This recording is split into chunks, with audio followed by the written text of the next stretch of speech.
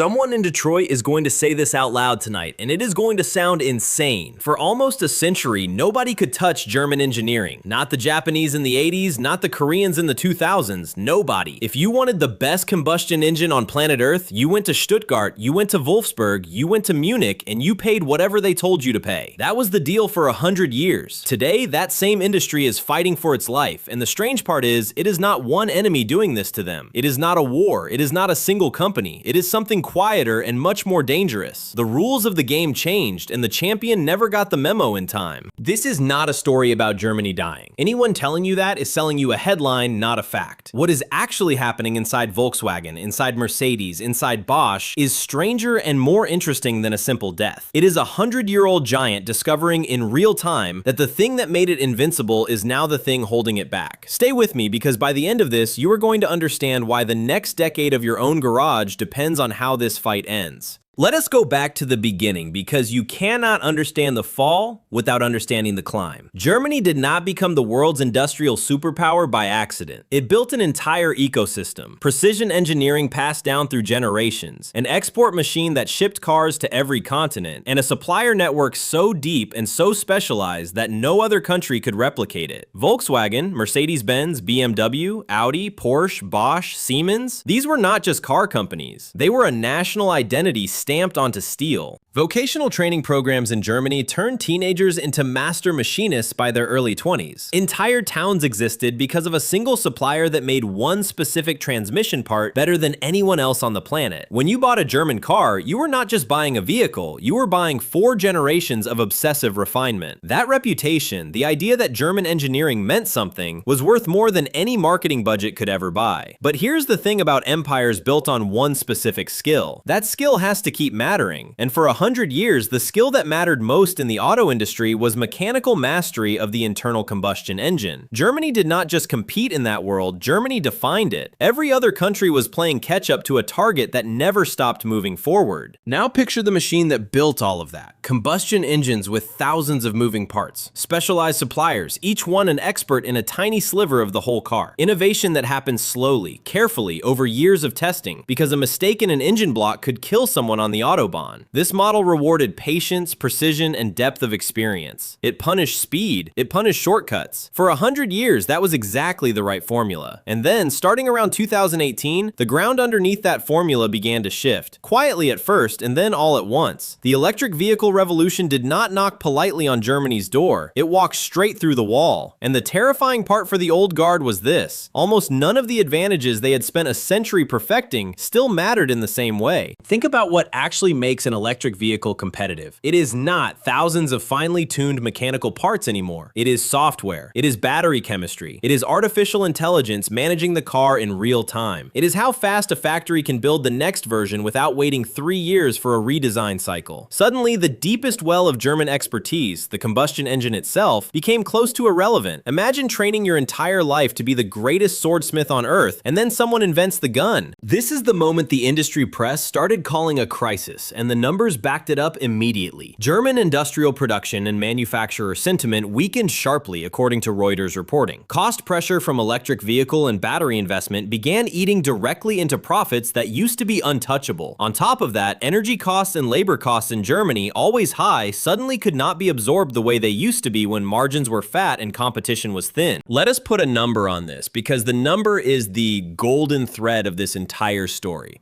Volkswagen's operating profit fell 15% in 2024.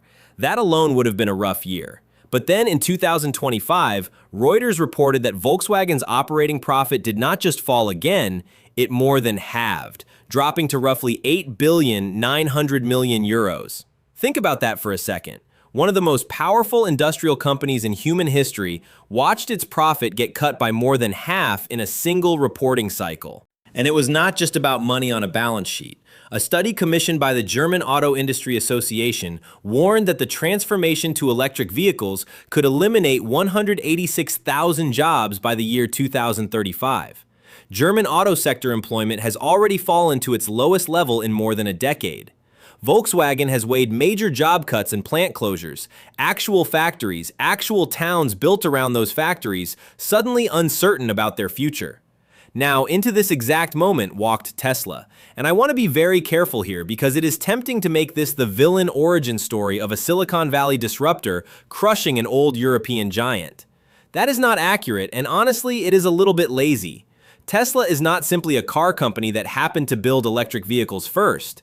Tesla represents an entirely different industrial philosophy, one built from the ground up for the exact world Germany was not ready for. Picture the Gigafactory in Berlin. This is not a traditional car plant with parts arriving from 400 different specialized suppliers scattered across a continent. Tesla's model compresses everything, the battery cells, the vehicle assembly, the software, into one integrated site. Reuters reported in late 2025 that Tesla was expanding its battery cell investment in Berlin, targeting production of up to 8 gigawatt hours per year starting in 2027. Let me translate that number into something your brain can actually hold on to. 8 gigawatt hours of battery capacity is roughly enough energy storage to power well over 100,000 electric vehicles for a full year, produced from a single site outside Berlin. That is not a supplier network spread across a continent taking years to coordinate. That is one factory, moving at a speed the old German model was never designed to match. And despite persistent rumors online claiming the Berlin plant had shut down, it never did. It kept running, kept expanding, kept absorbing more of the supply chain into itself. This is the core of Tesla's advantage, and it has almost nothing to do with charisma or marketing. Vertical integration means fewer handoffs, fewer delays, fewer places where a decision has to travel through 6 layers of German industrial bureaucracy before a car actually changes. But here is where the story gets more honest and more interesting, because Tesla is not the only force reshaping this board. If this were simply Tesla versus Germany, it would already be a massive story. It is not simply that. There is a second front in this war, and in some ways it is the more dangerous one, because it does not come from Silicon Valley at all. It comes from China. BYD overhauled its entire European strategy in 2025, according to Reuters, and the results were not subtle. Sales data later showed European momentum swinging sharply toward BYD, while Tesla itself actually lost market share in the same region during the same period. Read that twice.